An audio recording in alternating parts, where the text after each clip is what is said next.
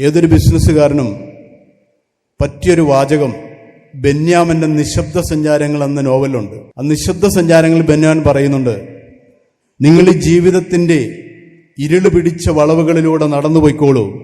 ഏതെങ്കിലും ഒരു വളവിൽ നിങ്ങൾക്കായി ഒരു മെഴുകുതിരിവെട്ടം കാത്തിരിപ്പുണ്ടാവും. എനിക്കും നിങ്ങൾക്ക് മുമ്പിൽ ഏതെങ്കിലും ഒരു മെഴുകുതിരിവെട്ടം തെളിയുമ്പോൾ പുറത്തുനിന്ന് കണ്ടു നിൽക്കുന്നവന് അതവന്റെ ഭാഗ്യമെന്ന് പറയാൻ പറ്റും. ഭാഗ്യം വീട്ടിൽ കിടന്നുറങ്ങവന്റെ കട്ടിലിൽ വന്ന് മാടി വിളിക്കത്തില്ല.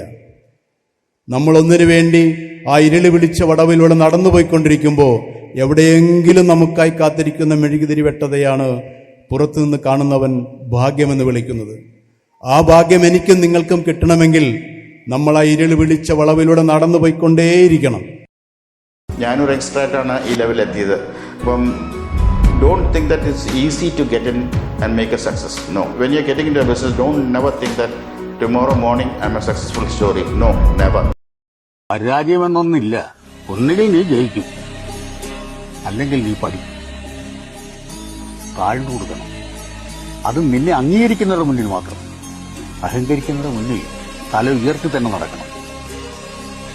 എന്ത് നേടാൻ നിനക്ക് കഴിയില്ല എന്ന് പറഞ്ഞോ അത് തന്നെ നീ നേടിക്കാണിക്കണം.